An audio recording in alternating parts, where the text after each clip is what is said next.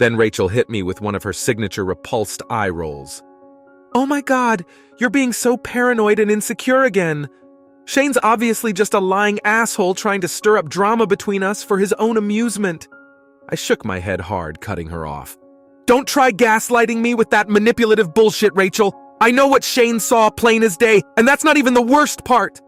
I stormed over to the nightstand, grabbed her burner phone, and threw it right at her feet. "I found your dirty secret phone with all the nasty sex between you two scumbags."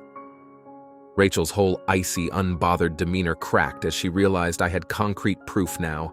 Tears started welling up in her eyes as she stammered out some weak shit. "Jake, I'm so sorry. I never meant to hurt you like this, baby." But I wasn't trying to hear that pity-me act bullshit. "You're sorry? Do you have any idea how badly you've shattered my trust and hurt me, Rachel? We're supposed to be goddamn life partners!" Then suddenly, her eyes narrowed as the crocodile tears stopped on a dime. The Ice Queen was back. "You really want to know why I cheated, Jake? Because you completely stopped meeting my needs emotionally and intimately a long time ago. You've turned into such a boring, complacent, neglectful husband." I was stunned at her ridiculous audacity to try spinning this around on me. "What the actual f*** are you rambling about?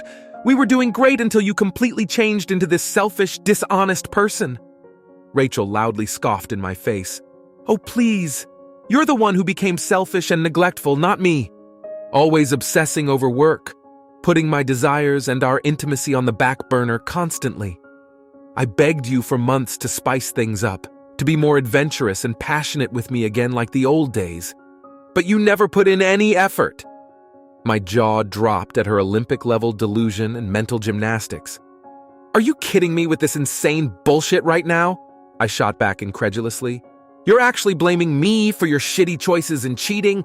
That's some world-class lack of accountability." Then she hit me with another insufferable eye roll. "There you go again, making this all about you like always. That's precisely why I had to seek intimacy and passion elsewhere with someone who doesn't make me feel deprived and alive." At this point, I was absolutely f***ing fuming, feeling all the hurt, rage, and humiliation boiling over at once. "You disgusting, lying, cheating whore!" I exploded through gritted teeth, literally shaking with anger. "How dare you try justifying your slutty affair by playing the victim and blaming me?" In one abrupt motion, Rachel grabbed her purse and beelined for the door, firing one last nasty remark over her shoulder. "I'm done with this pathetic argument and your judgmental crap.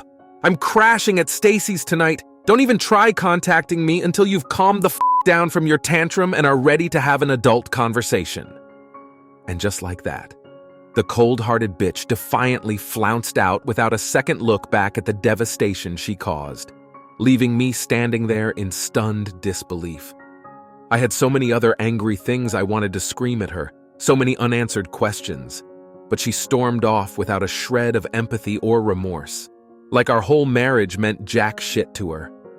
I collapsed onto the couch, put my head in my hands as the floodgates of pent-up emotions burst wide open. Searing, hot, uncontrollable tears of rage and heartbreak streamed down my face as I broke down sobbing. The anger, disbelief, betrayal. I could barely process all these intense, conflicting feelings crashing over me in waves. After that callous bitch Rachel stormed out on me that night, I didn't sleep a single wink. I just laid awake in our bed, my mind spinning endlessly as I stared at the ceiling. How could she brutally do this to me? To us? After all the goddamn years and bullshit we'd been through together? I thought our marriage vows, our sacred commitment, actually meant something to her. But there I was at 4 a.m., clutching Rachel's pillow and bawling into it uncontrollably like a little punk-ass bitch. I felt so low, so utterly emasculated in that moment.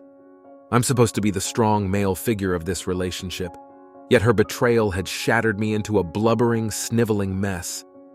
As the sun started peeking through the blinds, I dragged my sorry ass out of bed and started frantically tearing through Rachel's shit again, looking for any other evidence or clues about the extent of her filthy affair. I turned her drawers, purses, the bathroom, everywhere she could be hiding burner phones, nasty photos, incriminating proof of her infidelity completely upside down. And sure as shit, I hit the grimy jackpot.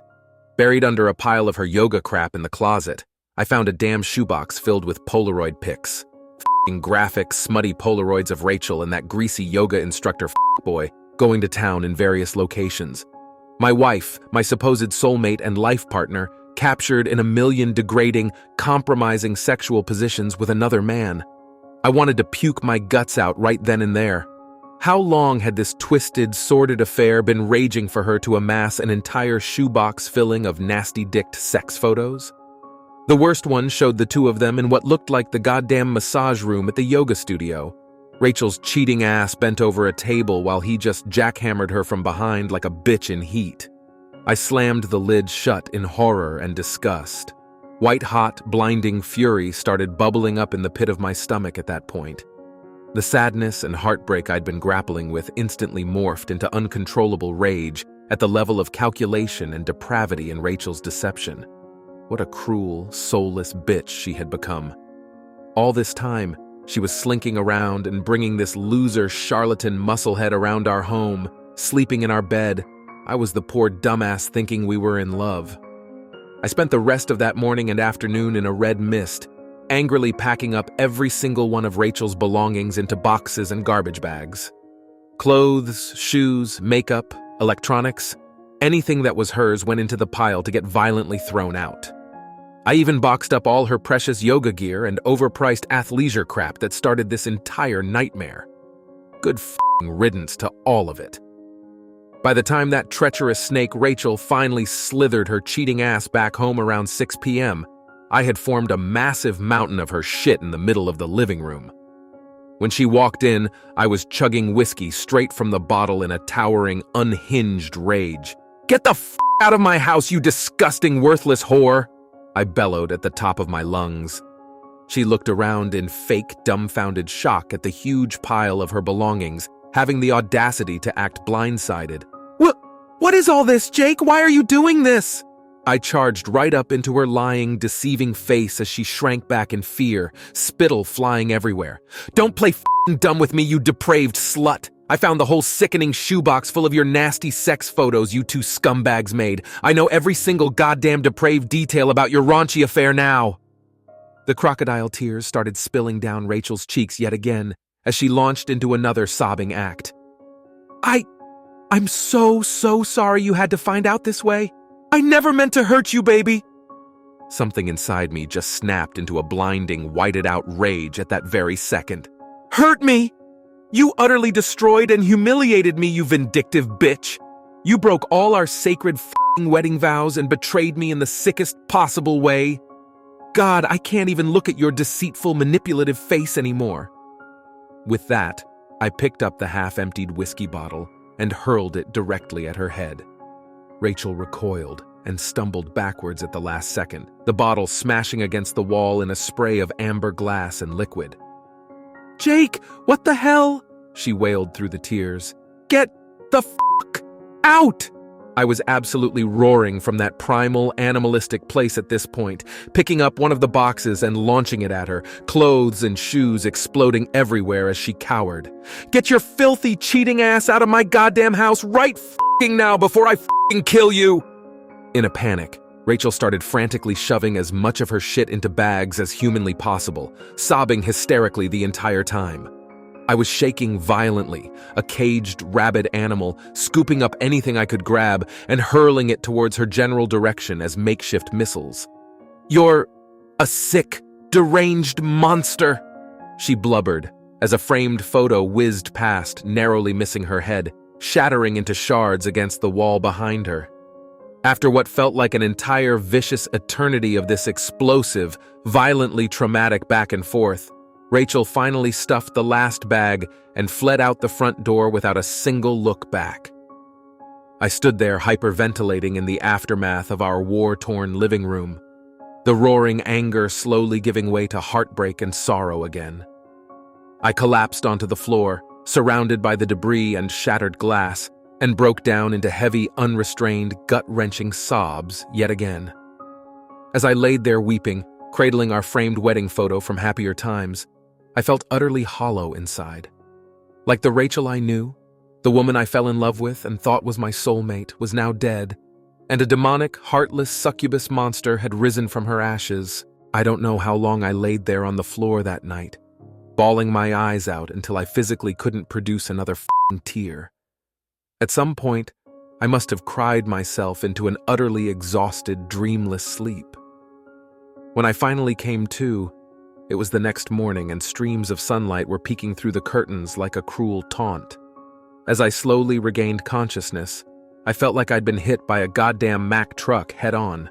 My body ached everywhere. My eyes were swollen and puffy to epic proportions. My throat was drier than a desert. But most of all, the overwhelming feelings of heartbreak, sadness, and utter humiliation came crashing back in waves, hitting me like a ton of bricks all over again. I curled up on the floor in a pathetic ball, wishing I could hit some reset button and rewind my life back before this whole shattering nightmare happened. After wallowing in my pit of despair for an eternity, I finally mustered up what little energy I had left to pull my sorry ass up off the floor. I shuffled into the kitchen like a zombie, desperately needing coffee and sustenance to become a functional human again. As that awakening, reviving aroma started filling the air, I plopped down at the table and took stock of this whole situation for the first time with a semi-clear head. Where do I even begin trying to pick up all the smashed pieces of my life? That vindictive, depraved bitch Rachel was out of my world for good now. That much was bloody damn clear as day. As much as I still loved the Rachel I'd known for so many years, the lying, cheating, cruel monster she had mutated into was 100% unforgivable. We could never regain that trust or find our way back from this level of soul-shattering betrayal. Not a chance in hell. As I sipped my coffee and stared off vacantly into space, I realized with a sinking gut feeling that untangling and separating all our lives was going to be a messy, traumatic nightmare, both logistically and emotionally. We had accumulated so much intertwined shit over our 7 years together. Pets, properties, joint bank accounts and assets, mutual friends, legal and financial stakes spanning entire lives. Just the thought of having to divide and conquer all of that made me want to puke.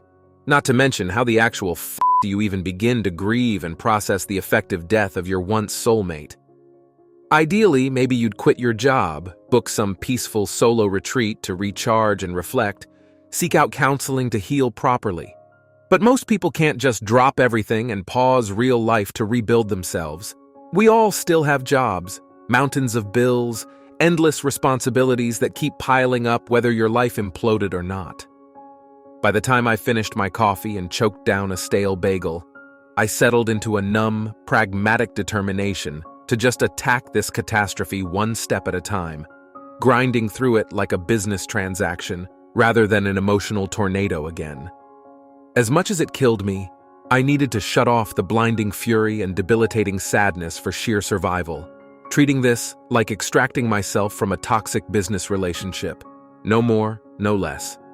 First order of war, quickly secure all our assets and finances. I rapidly logged into our joint bank accounts and drained every single penny into a new private account that deceitful bitch couldn't access.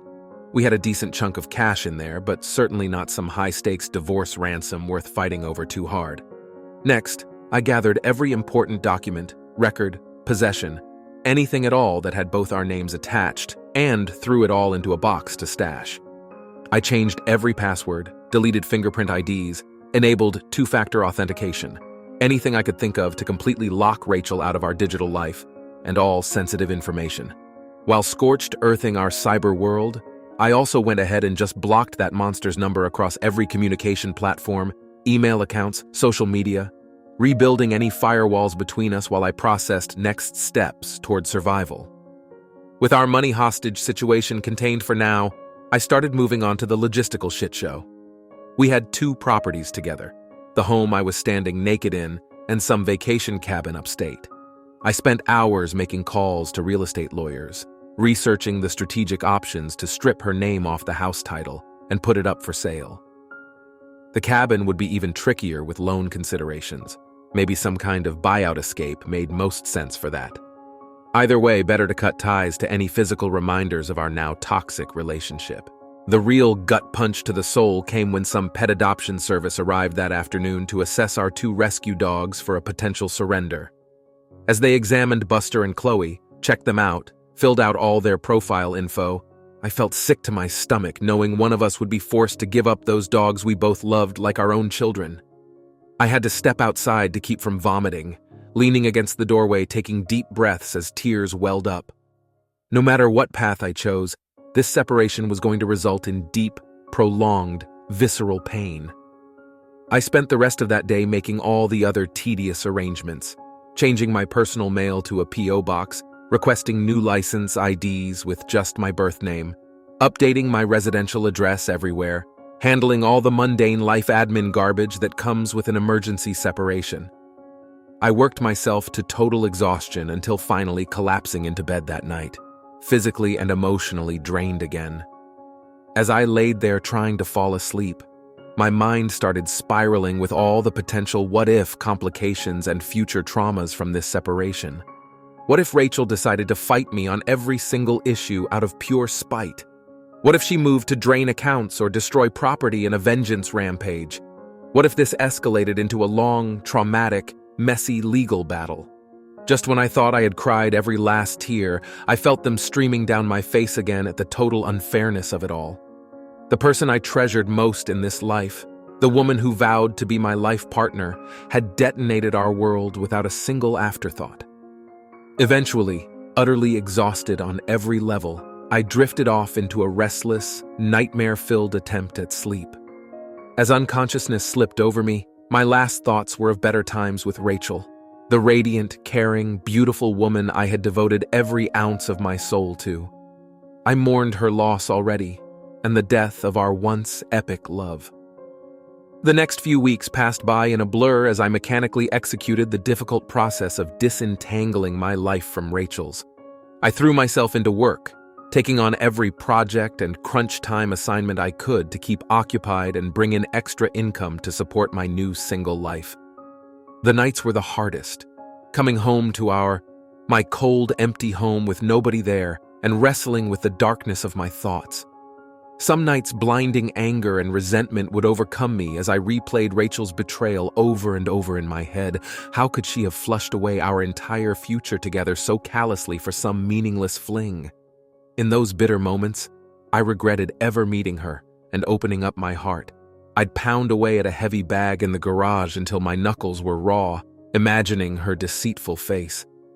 Other nights, the heartbreak and melancholy feelings took over. I'd find myself lying awake clutching her pillow, breathing in the fading scent of her shampoo and feeling utterly hollow inside. Memories of our happier times, road trips, inside jokes, lazy Sundays cuddling, would wash over me until the floodgates opened again, and I was racked with sobs. On those nights, I wondered if we could have saved our marriage in hindsight if I had been more attentive, a more passionate and affectionate partner. There were even darker moments where I wondered if living this half-life of misery was worthwhile at all. Nights where I'd find myself on the floor of the bathroom in just my boxers, gripping an old handgun and contemplating eating the barrel as tears streamed down my cheeks. But something kept stopping me from that finality. Either cowardice or a fleeting sense of hope, I'm not sure which. The legal proceedings were every bit as draining and contentious as I feared. Despite having ironclad proof of her infidelity, Rachel's lawyers launched a blitz campaign of dirty trick tactics like frivolous injunctions and needless motions at every step. They seemed hell-bent on turning our divorce into a scorched earth battle of attrition. Even worse were the vicious mind games and cruelties Rachel would unleash in between court dates, likely at the advice of her legal vultures. She would repeatedly show up unannounced at my apartment after being out all night, usually drunk or high, banging on the door and sobbing about how she made a mistake and still loved me.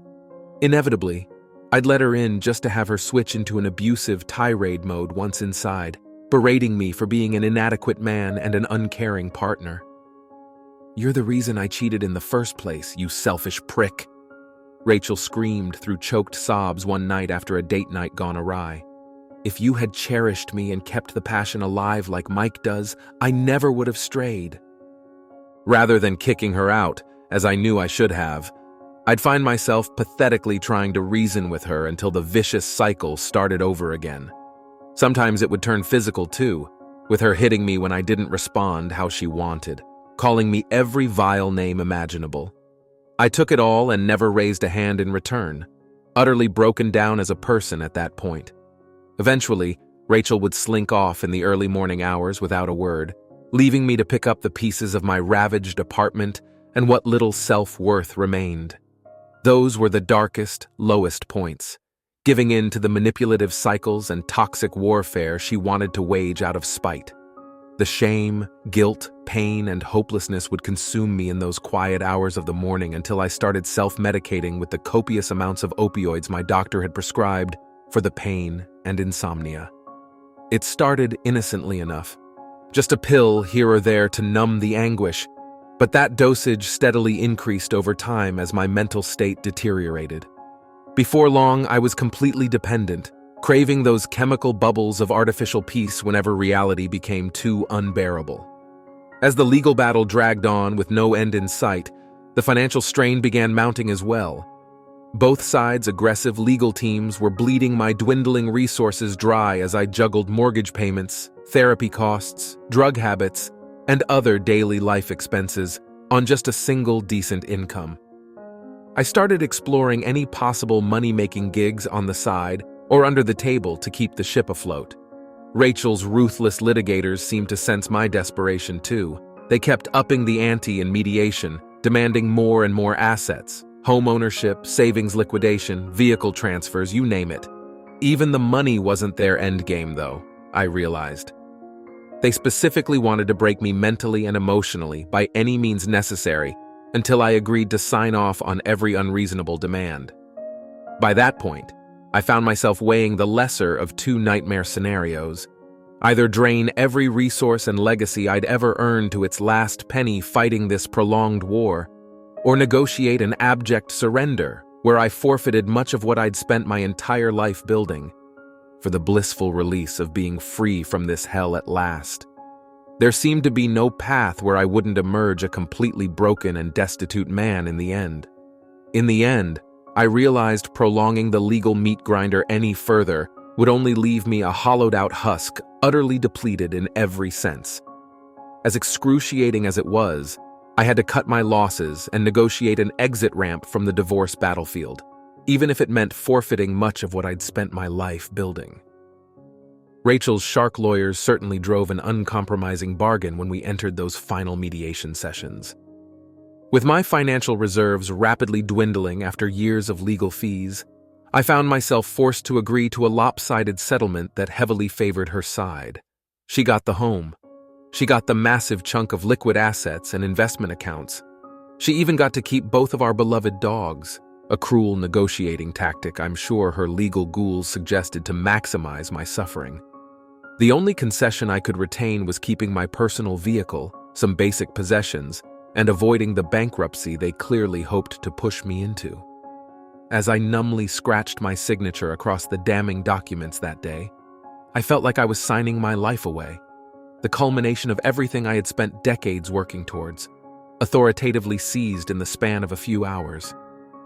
Rachel sat across the table attempting to catch my eye, a slight snarl of vindictive satisfaction curling over her lips. When it was all finally over, I stood outside the soulless office building, staring blankly at the city skyline as the weight of my new reality started crashing down. No home, no savings, no family, just starting over from scratch as a 30-something divorcee with the world's most extended bad luck streak. The hardest part was leaving those sweet dogs behind on the day of the move-out. Buster and Chloe had been my faithful companions through the highest of highs and now the lowest of lows. They never judged. They just offered unconditional love no matter how broken I became.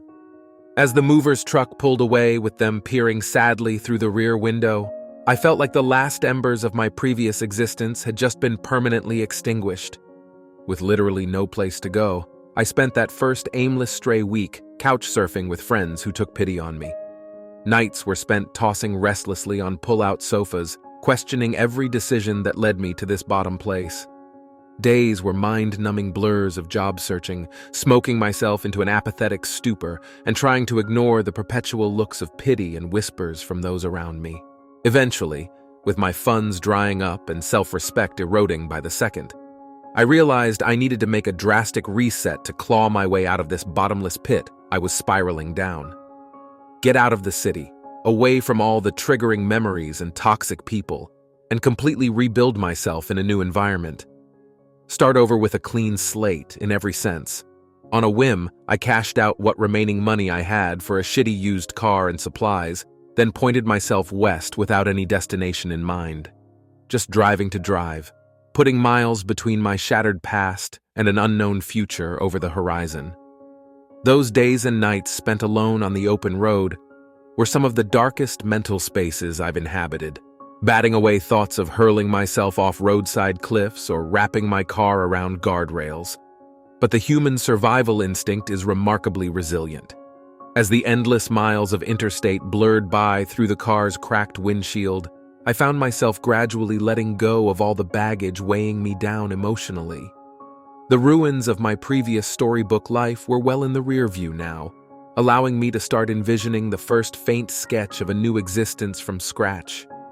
Small successes, like scoring a decent job and ramshackle living situation in some random southwestern town I can't even remember the name of now, started giving me a renewed sense of purpose and self-worth. For the first time in forever, I had broken the toxic cycles of my past and was plotting a future that belonged solely to me. Those were baby steps, sure, but they were mine. No more living for someone else, no more chasing an imagined fairy tale, no more baggage or mistakes dragging me down, just existing freely as my own man and letting my new journey unfold on its own detours. As the future slowly started becoming less blurry, my thoughts turned back to the life lessons that shaped me, for better or worse. The raw scars of Rachel's betrayal and all the lingering traumas from our wars would never fully heal. But over those endless highway miles and restless nights beneath motel ceilings, I found myself evolving into a wiser, more in-tune version of myself. I realized that the storybook happily ever after romances we all aspire to are often just pretty fictions masking deeper truths. No relationship is bulletproof. Trusting blindly can make you vulnerability, and grieving someone's loss while they remain among the living is one of life's cruelest forms of anguish. I also recognize that despair, loss, and hitting rock bottom are inevitable experiences we all must reckon with at some point. It's how we respond to those existential crucibles that ultimately reveals our truest character and fortitude. Some people break irreparably from that level of trauma and anguish. They turn into hollow, haunted shells forevermore confined to cycles of bitterness, lashing out at the living world in vengeful rage. Others emerge from the ashes, burned and scarred, but emboldened and reborn with a wiser, stronger perspective. Frankly, I can't say which path I'm destined for just yet. Only the journey ahead will decide that. But I do know this. After experiencing the devastation of shattered dreams firsthand, I'll never settle for a love or life path unless it feels 100% true to my soul ever again. I'll forge onward at my own pace, on my own terms, only bound to the principles of character that I choose to define for myself. No more drinking anyone else's idea of the happily ever after Kool-Aid, no matter how toxic or deceiving the concoction, because I've already had more than my share of those bitter dissolved dreams to last several lifetimes.